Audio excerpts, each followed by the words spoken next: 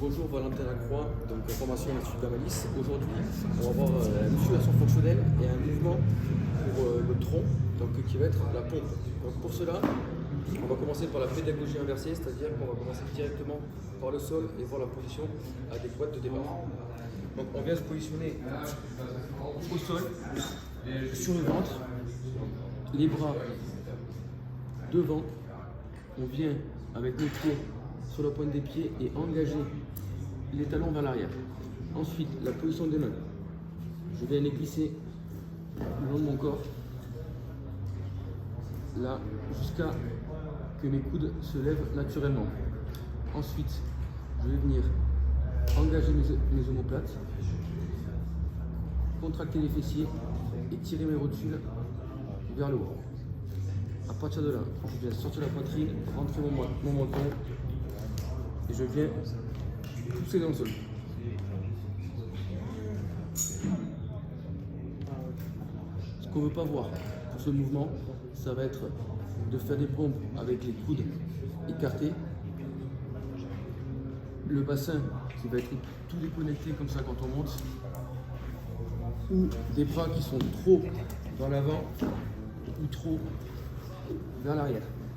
Donc il faut vraiment avoir les bras à la verticale, juste position de venir tirer dans le sol et de monter. Et les coudes s'élèvent naturellement.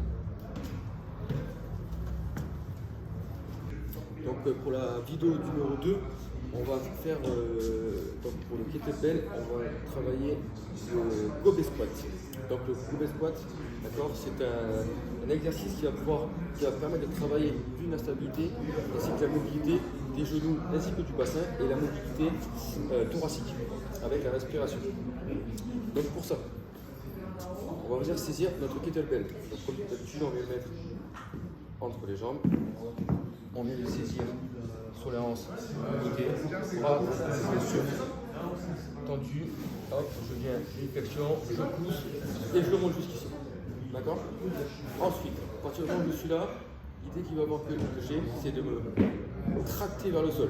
Sur la descente, je ne me laisse pas descendre, je viens vraiment me tracter dans le sol. Donc pour ça, dans le premier temps, on va travailler sur la respiration. La respiration, en premier temps, va être une respiration diaphragmatique pour venir se bloquer, voilà, avoir un dos fort, on va être en compression et ça permettra d'éviter de se blesser. Ensuite, on va venir se tracter donc, dans le sol. Donc je suis là, j'abaisse mes épaules pour engager mon bras dorsal. Je viens contracter les fessiers.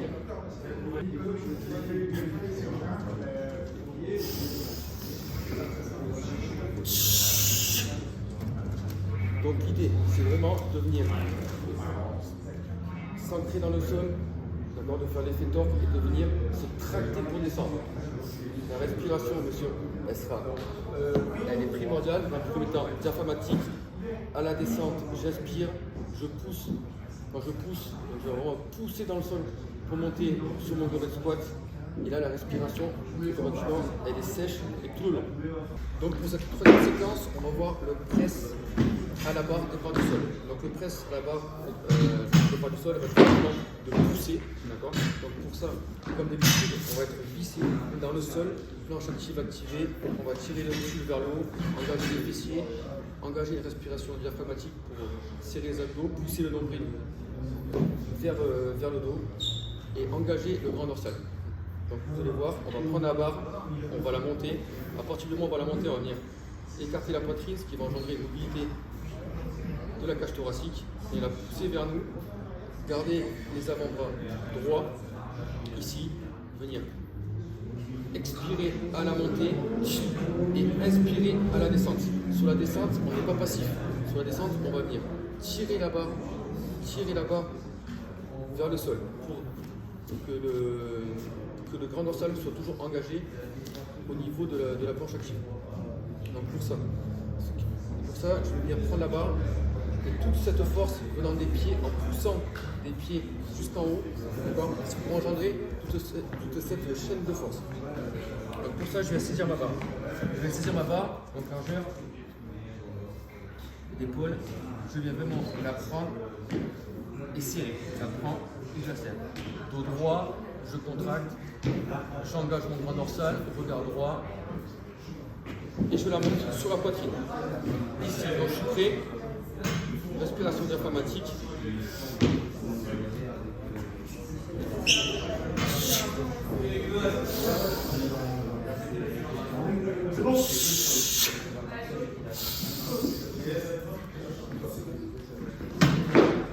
Donc voilà le mouvement de presse à la barre. Bien penser qu'il va falloir pousser la barre et venir la tracter en descente au sol pour garder automatiquement le grand dorsal, garder engagé pour une solidité musculaire.